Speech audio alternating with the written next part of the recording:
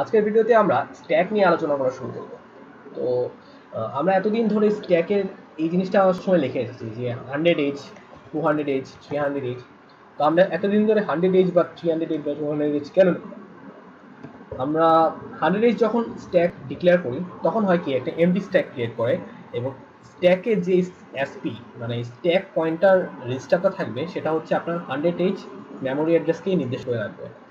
এটা জেনারেলি হচ্ছে আপনার একটি এমটি স্ট্যাক থাকবে আর এমটি স্ট্যাকের মধ্যে 100H যে অ্যাড্রেসটি আছে, সাপোজ আমার মেমোরির মধ্যে 0100 এটা হচ্ছে এক্স ফরম্যাট, 100H একটা অ্যাড্রেস আছে। এটার মধ্যে আপনার যখন ইনিশিয়ালি ডিক্লেয়ার করলাম তখন এসপি পয়েন্টারটা এখানে থাকবে। দেন হচ্ছে আমি সাপোজ একটি কমান্ড লিখলাম যে পুশ এক্স। পুশ এক্স এর কারণে হবে কি, পুশের যে এক্স এর যে ভ্যালুগুলো থাকবে সেটা হচ্ছে 100H এর মধ্যে এক্স এর ভ্যালুগুলো চলে আসবে এবং এসপি কাউন্টারটা এসপির নতুন কাউন্টার হবে 100 থেকে 100 থেকে 2 ডিক্রিমেন্ট হবে, 2 ডিক্রিমেন্ট হবে 00 FE।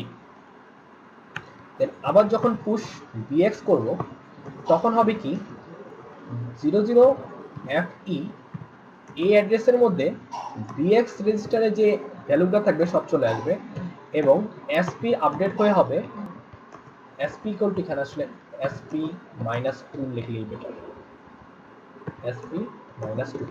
তো এটা হচ্ছে আপনার 00FE আর এখানে হচ্ছে নতুন অ্যাড্রেসটা হবে 00FC। 2 করে ডিক্রিমেন্ট হচ্ছে, হেক্সের 2 করে ডিক্রিমেন্ট হচ্ছে। তো আমি এখানে আসলে হেক্স লিখে রাখলে বেটার, হেক্সের 2 করে ডিক্রিমেন্ট হচ্ছে। এখন আমি যদি এখন সাপোজ দুইটা এক্স আর বিএক্স আমি পুশ করলাম, আমি এখন পপ করব।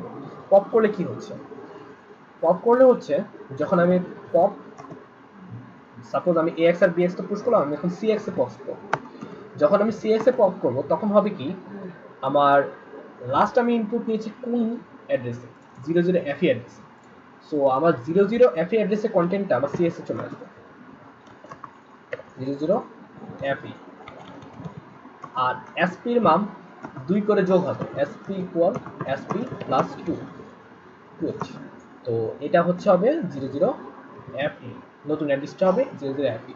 দেন আবার যখন পপ ডিএক্স করব, ডিএক্স করার পর হবে কি, ডিএক্স রেজিস্টারের মধ্যে চলে আসবে 0100 অ্যাড্রেসের সব ভ্যালু এবং এসপির মান আবার বাড়বে, SP equal SP plus 2H, যেটা নতুন অ্যাড্রেসটা হবে 000100।